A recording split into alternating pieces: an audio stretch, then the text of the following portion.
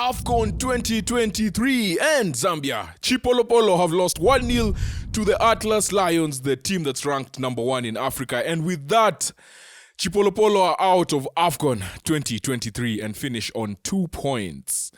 2 points. We were so amped up for this game. First of all, I just want to say I am actually proud of this team. Like, it's a young team. It's a team that's coming up.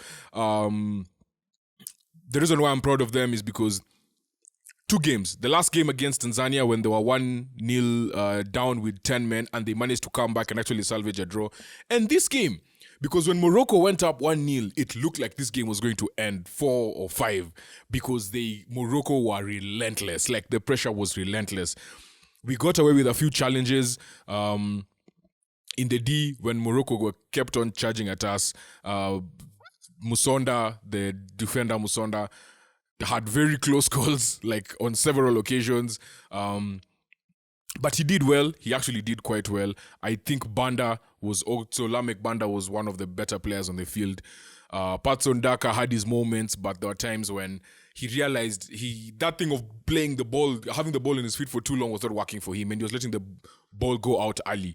And that was working, right? And it's those moments that you realize that a team starts maturing and growing. In the second half, they really got into the game. There was the pressure of the first half. It's like it didn't happen, And now they became tighter. They became more compact. They were passing the ball around a bit more. This one, I was particularly impressed by Kenneth Musonda. He took more control in the midfield. I also believe Edward Chilufya in the first half. There was a few moments his decision-making was a bit costly, but I feel like he was also put in certain scenarios and you can tell those are not his strengths, right? Like, especially being on the counter, because Morocco were making it seem that every Zambian chance was like do or die because of how much pressure they were putting the Zambian team under. But again, Lamek Banda for me, Emmanuel Banda on that left side, it got to a point they were really, really pressuring Hakimi, and they put Hakimi under a lot of pressure in the second half. Obviously, Hakim Ziyech got the first goal in the first half, towards the end of the first half, after a good cross from Boufal onto Hakimi. Then Hakimi laid it off for El Kabi, whose shot was blocked, and then Ziyech was there to slot in the rebound. Unai, man. Unai is a baller. Like, I don't understand how this guy is.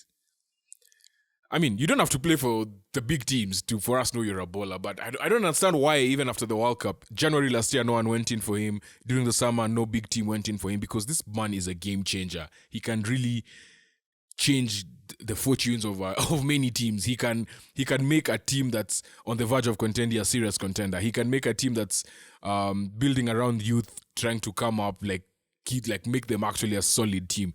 So I don't know why. I don't know why many teams have not gone in for him, but in this game, he was imperious. This boy he goes to the left, he comes back to the middle, he goes to the right. Like, he's just everywhere. Amrabat was also quite solid. That's where the goal came from. I think he's the one who actually won the ball, if I'm not wrong. And then gave it to Boufal, and then that is how the goal was scored. At the back, Stopila, Sunzu, and Musonda, I think they were quite... They held their own. The keeper Mulenga, Zambian keeper, was very, very good. I was very impressed. Young man, like, the boy is just... Again, this is a team for the future. For them to enter in a tournament and have this high expectation shows how high people thought of them as they came into the tournament, yeah? And yeah, it just wasn't their tournament, wasn't their day. I feel like that Tanzania result is now proving to be very, very crucial, because had they won that game, then for sure Ivory Coast would have been out. Lupo, I'm looking at you, you and your Ivory Coast team. But for me, the person that really, really, really impressed me today is Chalwa, because he wasn't the best even in the Chaiwa, rather, not Chalwa, Chaiwa. He wasn't the greatest in midfield, but when the chips were down, like, he just kept fighting. He kept on fighting. And it is that fighting spirit that you want to see in young players, right? And the kid is just 19 years old, man. He's only 19 years old. The kid is 19 years old. He's showing so much confidence. He plays for young boys. He is actually, like, he's one for the future.